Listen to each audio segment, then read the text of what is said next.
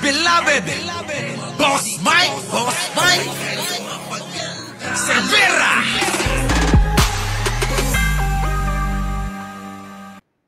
Magandang umaga, magandang hapon, at magandang gabi sa mandako ng mundo. Naroon kayo. Siyempre, magandang buhay na rin para sa ating lahat.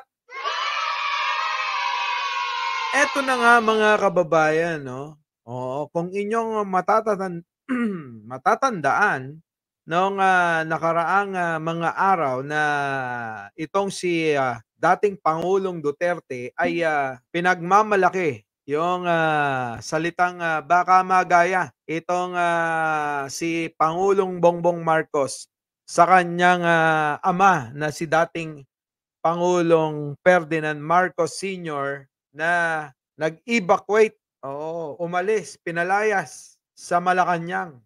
Baka daw mangyari yon. Oo, dahil pinangangahas nga yung mga kaalyado, kasama na diyan yung pamunuan ng militar, maging ang pulis siguro. Oo. Na ngayon mga kababayan, ito ngang mga kasama ni mga kaalyado na malalapit, na kilala. Oo, itong mga prominenteng taong kilala na nakadikit diyan kay dating Pangulong Duterte, tila ba bitaw na o hindi na. Iniwan na. Siguro yun yung tamang term, no? Iniwan na nga ng tuluyan.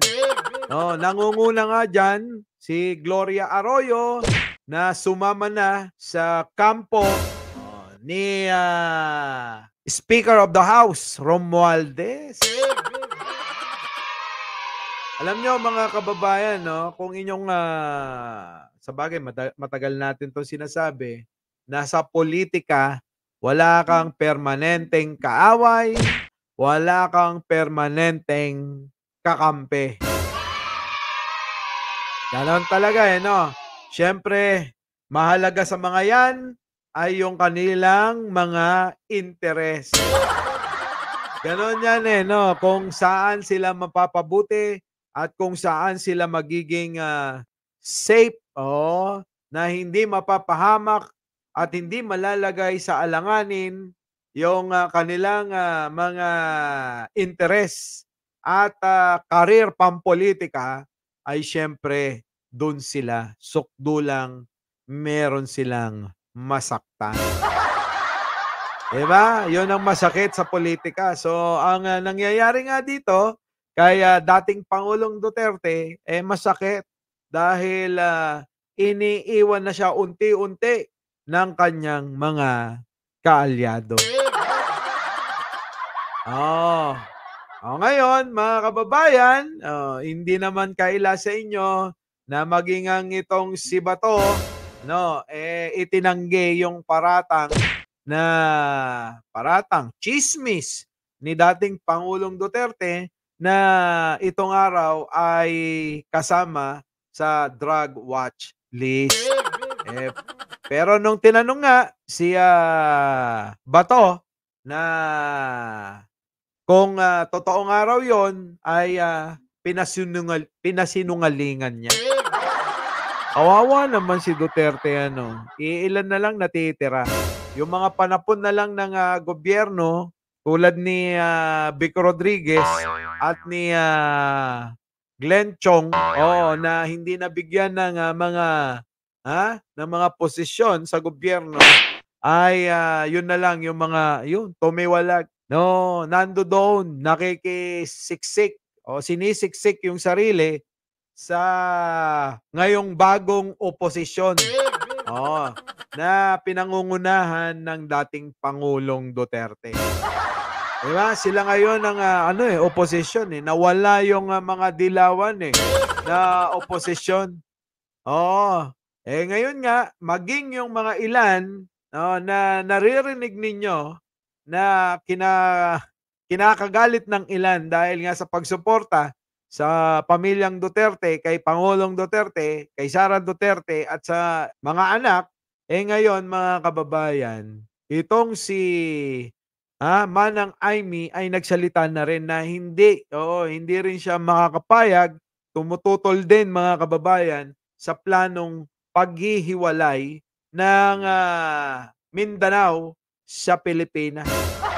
Alam niyo 'no, kung ano-ano na lang naiisip ng lolo niyo, 'di ba? Biruin mo ihiwalay yung ano, yung, hiwalay ang Mindanao, sa Pilipinas. Oh, so ang magiging Pilipinas na lang, hindi na Luzon, Visayas at Mindanao, kundi Luzon, Visayas na lang.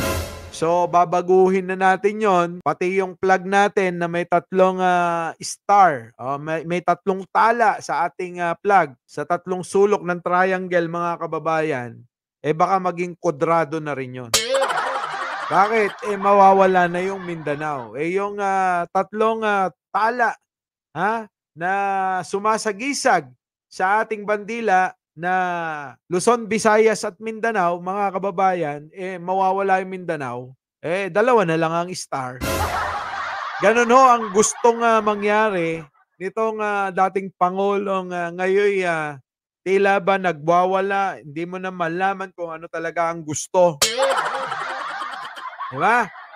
Ngayon nga, eto ang balita, itong, mga pinagmamalaki o inaasahan, na, ba-back-up para maisakatuparan nila ng mga Duterte ang planong, agawin na naman ang kapangyarihan sa mga Marcos, palayasin o di kaya'y, kung hindi magtatagumpay 'yon, hihiwalay na lang daw sila.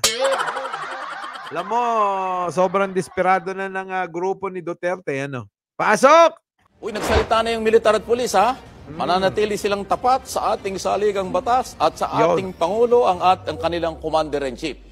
Hindi sila susunod sa mga politiko kasi ang pulis at militar, para po sa inyong kaalaman, Non-partisan. non-partisan sila. Hmm. Hindi sila pwedeng gamitin, hindi sila pwedeng magpagamit sa politika at politiko. Non-partisan. Ang kailang sinumpaang tungkulin, maglingkod sa bayan to serve and protect. Ayan. Sa mga nagpapasweldo sa kanila. Kaya yung mga politiko dyan, na ang piling kayang-kayang turuan ng militar. Nako, nagkakamali kayo, hindi mga robot yung mga yan. Matatalino, mataas ang moral, may respeto sa batas, may respeto sa Pilipino, at may respeto sa Commander-in-Chief. Walang iba kundi ang Pangulong Ferdinand Marcos Jr. Ano, ha? Kung hindi nyo alam yan, di pa alaala lang namin dito, ha? Kung hindi nyo maintindihan yan. So si Mike Abe nang-aasar no? Nang-aasar ito tingnan niyo kung paano mang-asar himay-himayin natin. Nagsalita na yung militar at pulis, ha? Mananatili silang tapat sa ating saligang batas at sa ating Pangulo ang kanilang Commander-in-Chief. Hindi sila Yun! Nagsalita na, nagpahayag na ang ating mga militar. Na sila'y magiging tapat sa ating sa kanilang Commander-in-Chief, walang iba kundi sino? Bongbong Marcos. Galing ano? Dapat lang talaga 'yon na marinig ni Digong na wala kang aasahan, Digong. susunod sa mga politiko kasi ang pulis at militar, para po sa inyong kaalaman, non-partisan sila. Hindi Non-partisan sila. Hindi sila tauhan. Hindi sila mga utusan ng kung sinong mga politiko diyan. Oo. 'Di ba? Na para bang si Digong ay nag-uutos na parang kanya yung militar. 'Di ba? Sabihin daw niya sa militar na siraan ang Kongreso. 'Di ba? Akala mo sino na nag-uutos? 'Di ba?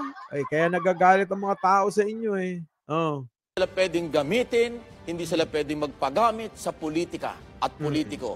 Non-partisan. Ang kailang sinumpaang tungkulin, maglingkod sa bayan to serve and protect. And protect. Ayan. Sa mga nagpapasweldo sa kanila. Kaya yung mga politiko dyan, na ang piling kayang-kayang turuan ng militar. Nako, nagkakamali kayo, hindi mga robot yung mga yan. Oo nga. Oo. 'Di ba? Yung mga sino pa ba ang sino pa ba ang mga diyan? 'Di ba? Wala nang iba. Sino ba yung mga diyan, nagsasalita na para bang tuloy. Talino, mataas ang moral, may respeto sa batas, may respeto sa Pilipino at may respeto sa Commander-in-Chief. Walang iba kundi ang Pangulong Ferdinand Marcos Jr. Ha? Kung hindi nyo alam yan, di paalaala lang namin dito. Ha? Kung hindi nyo maintindihan yan. Pinipilit lang nila, Boss Abe. Pinipilit lang nila. Diba? Eh, nangangarap pa rin siguro na baka sakali na meron pang maniwala. Eh, kaya lang, tulad nga ng sinabi ko kanina, wala na si Gloria. Sumama na kay Romualdez. Si Manang Aimee, gumigewang na rin. Mukhang ilalabas ng totoong kulay ni Manang Aimee. At ang mga congressman, matapos siraan ni Digong, ayun, nagbaklasan na lahat. So, lumayas na sa kanilang partido. Naglipatan na, halos lahat. Nako, wala nang matitira.